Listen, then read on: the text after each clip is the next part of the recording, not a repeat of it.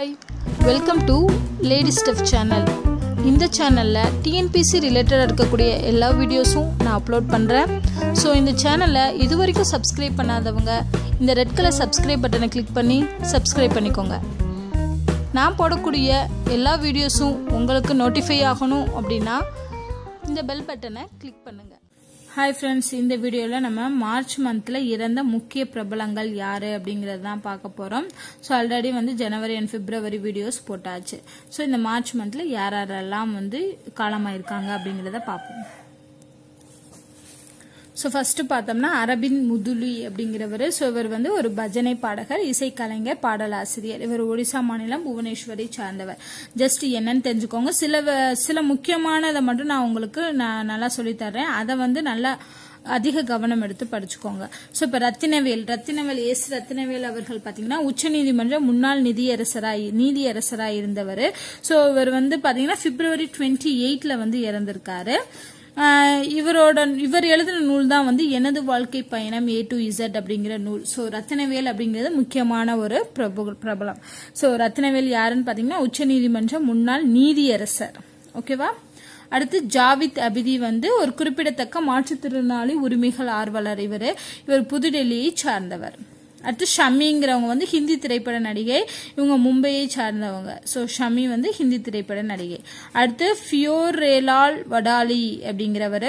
So இவர் யாருன்னு பாத்தீங்கன்னா சூபி பாடகர் தான் ஃபியோரேலால் வடாலி அப்படிங்கிறவங்க. சோ இவர் பஞ்சாப் அமிர்தசரஸ் அந்த இடத்தை சார்ந்தவர் தான் ஃபியோரேலால் வடாலி. அடுத்து பாத்தீங்கன்னா பதங்கராவ் கதம் அப்படிங்கிறவர் வந்து இந்திய தேசிய காங்கிரஸோட மூத்த தலைவர். அது மட்டும் இல்லாம முன்னாள் மகாராஷ்டிரா அமைச்சராக இருந்தவர் தான் பதங்கராவ் கதம். இவர் வந்து மும்பைல இறந்திருக்காரு. அடுத்து ரஞ்சன் ராய் அப்படிங்கிறவர். சோ இது வந்து முக்கியமானவர். ரஞ்சன் ராய் இவர் பத்திரிகை துறையை சார்ந்தவர். இவர் யாருன்னு பாத்தீங்கன்னா டைம்ஸ் ஆஃப் இந்தியாவோட தேசிய பதிப்பாசிரியர் வாரிய உறுப்பினரா இருந்தவர் தான் ரஞ்சன் ராய். சோ இவர் புதுடெல்லியில இறந்திருக்காரு. அடுத்து கமலம்மாங்கிறவங்க வந்து மூத்த கம்யூனிஸ்ட் தலைவர் இவங்க. சோ இவங்க தெலுங்கானா மாநிலத்தை சார்ந்தவங்க கமலம்மா.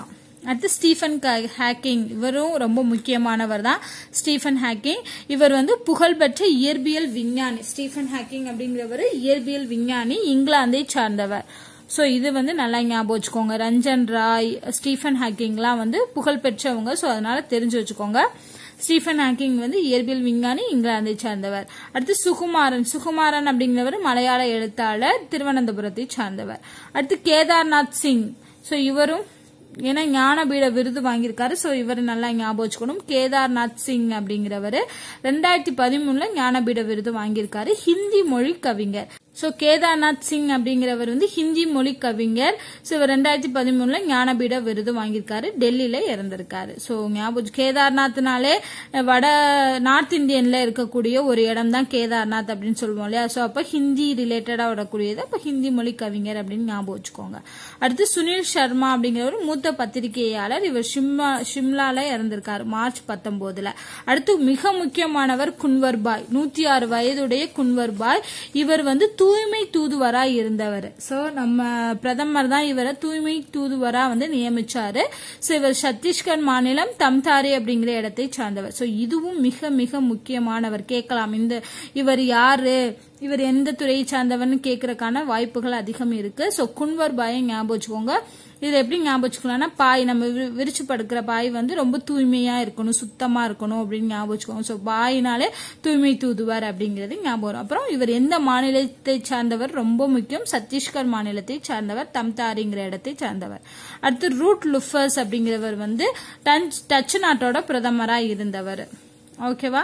So Ruud Lubbers. அடுத்து பிரான்சிஸ்கோ நூனஸ் ஒலிவெரா அப்படிங்கிறவர் யாருன்னு பாத்தீங்கன்னா 113 வயதுடைய ஸ்பெயினோட மிகவும் வயதான மனிதர். ஸ்பெயின் நாட்டின் மிகவும் வயதான மனிதர் தான் பிரான்சிஸ்கோ நூனஸ் ஒலிவெரா. இவரும் காலமாயிருக்காரு மார்ச்ல தான். சாரி, இவர் வந்து ஜனவரியில 29/1/2018 காலமாயிருக்காரு. சோ அடுத்து பாத்தீங்கன்னா தொரேந்திர சிங் அப்படிங்கிறவர். தொரேந்திர சிங் யாருன்னு பாத்தீங்கன்னா மணிப்பூர் மாநிலத்தோட முன்னாள் முதல்வரா இருந்தாரு. 1974 இருந்து 1993 வரைக்கும் இருந்தவர் தான் தொரேந்திர சிங். சோ மணிப்பூர் முன்னாள் முதல்வர். சோ இதெல்லாம் வந்து ரொம்ப முக்கியம். அடுத்து ஃபைனலா பாத்தீங்கன்னா லேஸ் ஃபெனே அப்படிங்கிறவர் வந்து இவர் வந்து புலிஷ்கர் விருது வாங்கினவர். சோ அதனால இவரும் ரொம்ப முக்கியம்.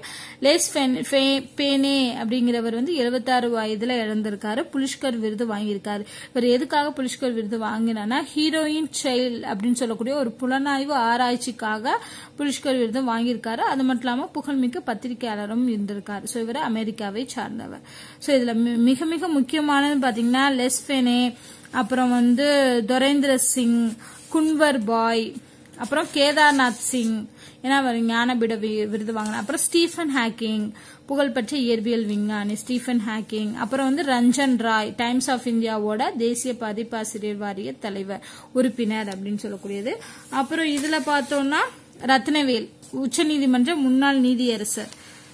அவ்வளவுதான். இதுதான் ரொம்ப இம்பார்ட்டன்டானது. மற்றதெல்லாம் பாத்தீங்கன்னா ஓரளவுக்கு நார்மலா தான் இருக்கும். சோ இதெல்லாம் வந்து நல்லா தெளிவா படிச்சுக்கோங்க. கண்டிப்பா நம்மளுக்கு கேட்கறதுக்கான வாய்ப்பு இருக்கு. சோ இதை பொறுத்த அளவுக்கும் எந்த துறை எந்த மாநிலத்தை சார்ந்தவர்கள் அப்படின்னு தான் கேட்கறதுக்கான சான்சஸ் இருக்கு. சோ அதனால அது ரெண்டையும் ரொம்ப தெளிவா படிச்சுக்கோங்க. இந்த வீடியோல உங்களுக்கு ஏதாவது டவுட் இருந்துச்சு அப்படின்னா கமெண்ட் பண்ணுங்க.